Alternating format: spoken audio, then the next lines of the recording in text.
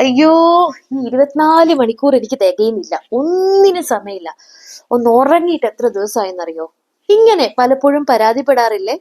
അങ്ങനെയെങ്കിൽ അതിനെ ഇഫക്റ്റീവായിട്ട് ചെലവഴിക്കാൻ, ഈ 24 മണിക്കൂറിനെ ഇഫക്റ്റീവായിട്ട് ചെലവഴിക്കാൻ ഒരു ട്രിക്ക് പറഞ്ഞു തരട്ടെ.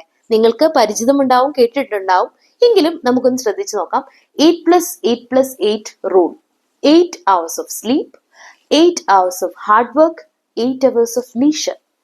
വളരെ ഫേമസ് ആയിട്ടുള്ള, സക്സസ്ഫുൾ എന്ന് നമ്മൾ അറിയപ്പെടുന്ന വ്യക്തികളെല്ലാം ഉപയോഗിച്ചിരുന്ന ഒരു റൂളാണ് കേട്ടോ. അങ്ങനെയെങ്കിൽ ആദ്യം സ്ലീപ്പിലേക്ക് തന്നെ പോയാലോ? ഒരു വ്യക്തിക്ക് ഏറ്റവും അത്യാവശ്യം വേണ്ട കാര്യമാണ് നല്ല ഉറക്കം, സൗണ്ട് സ്ലീപ്പ് എന്നത്. അത് ഫിസിക്കൽ ഹെൽത്തിനെയും മെന്റൽ ഹെൽത്തിനും ഒക്കെ വളരെ പ്രയോജനമുള്ള ഒരു കാര്യമാണ്. ഈ മൈഗ്രെയിൻ, സ്ട്രെസ് അങ്ങനെയൊക്കെ ഉള്ളവരോട് പ്രത്യേകം ഡോക്ടർ പറയും നല്ല ഉറക്കം, അല്ലേ? അപ്പം നല്ല ഉറക്കം ശീലമാക്കുക, 8 മണിക്കൂർ ഉറക്കം ശീലമാക്കുക. അതോടൊപ്പം തന്നെ ഒരു ഫിക്സ്ഡ് ടൈം അതിനു വേണ്ടി അലോട്ട് ചെയ്യുക. ഫോർ എക്സാമ്പിൾ, ഇപ്പൊ എന്നെ സംബന്ധിച്ച് എൻ്റെ ഉറക്കം സമയം എന്ന് പറയുന്നത് 10:30 to 6:30.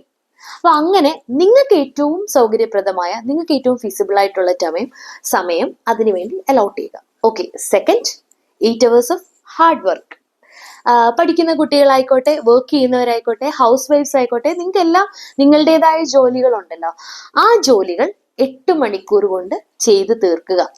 അപ്പം പ്രത്യേകം ശ്രദ്ധിക്കേണ്ട വേറൊരു കാര്യമുണ്ട്. ഈ 8 മണിക്കൂർ എന്ന് പറയുമ്പോൾ എല്ലാ എന്താ പറയുന്നത്, ഫ്രണ്ട്സിനോടുള്ള സംസാരങ്ങളും ഉറക്കവും ഇതെല്ലാം ഈ 8 മണിക്കൂറിൽ ഉൾപ്പെടുത്തരുത്. ഈ 8 hours ഓഫ് ഹാർഡ് വർക്ക് എന്നാണ് പറയുന്നത്. അതുകൊണ്ട് തന്നെ നിങ്ങൾ ഏത് കാര്യത്തിലാണോ ഏർപ്പെട്ടിരിക്കുന്നത് അത് വൃത്തിയായിട്ട് 8 മണിക്കൂർ കൊണ്ട് ചെയ്യുക. Another important thing, 8 hours of leisure. ഏത് മെഷീൻ ആണെങ്കിലും അതിന് റെസ്റ്റ് ആവശ്യമാണല്ലേ? അതുപോലെ ഈ മെഷീനും റെസ്റ്റ് ആവശ്യമാണ്. റെസ്റ്റിനോടൊപ്പം തന്നെ നമുക്ക് വേണ്ട കുറേ കാര്യങ്ങളുണ്ട്. ഒന്നാമതായിട്ട് എക്സസൈസ്. ഒരു നല്ല ബോഡിക്ക് ഏറ്റവും അത്യാവശ്യം വേണ്ട സാധനമാണ് എക്സസൈസ്. അത് ഒരു ഹാഫ് ആൻ അവർ എങ്കിലും അതിനു വേണ്ടി സ്പെൻഡ് ചെയ്യുക. രണ്ടാമതായിട്ട് പ്രെയർ. പ്രാർത്ഥിക്കുന്നവർ അതിനു വേണ്ടി നിങ്ങൾക്ക് സമയം കണ്ടെത്തുക, അറ്റ്ലീസ്റ്റ് ഹാഫ് ആൻ അവർ. അത് നിങ്ങളുടെ ഇഷ്ടം പോലെ നിങ്ങൾ അതിനു വേണ്ടി ടൈം സ്പ്ലിറ്റ് ചെയ്യുക.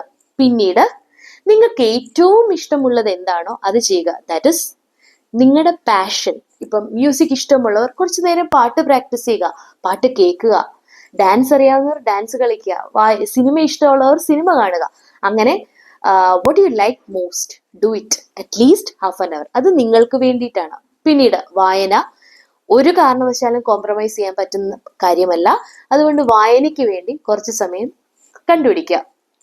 കണ്ടുപിടിക്കേണ്ട, ഈ 8 hours തന്നെ ഉണ്ട് കേട്ടോ. പിന്നെ family time is very important. പ്രത്യേകിച്ച് കുഞ്ഞുങ്ങളുള്ളവരാണെങ്കിൽ നിങ്ങളുടെ ഹസ്ബൻഡ് അല്ലെങ്കിൽ നിങ്ങളുടെ വൈഫ് നിങ്ങളുടെ കുഞ്ഞുങ്ങളുമായിട്ട് കുറേ നേരം സംസാരിക്കുക, അവരുമായിട്ട് കുറേ സമയം സ്പെൻഡ് ചെയ്യുക. ഇങ്ങനെ ഈ 8 hours പിന്നീട് നിങ്ങൾക്ക് ട്രാവൽ ഒക്കെ ഉള്ളവരാണെങ്കിൽ ട്രാവൽ ടൈം ഉണ്ടാകും. അതൊക്കെ വേണമെങ്കിൽ നമുക്ക് ഈ 8 hours കുറച്ച് അവറുകൾ ഇൻക്ലൂഡ് ചെയ്യാം. എങ്കിൽ തന്നെ വീണ്ടും ഇനിയും സമയം ബാക്കിയാണ്, അല്ലേ? അതുകൊണ്ട് ഇതൊന്ന് ഫോളോ ചെയ്ത് നോക്കിയേ, ഇഫക്റ്റീവാണ്.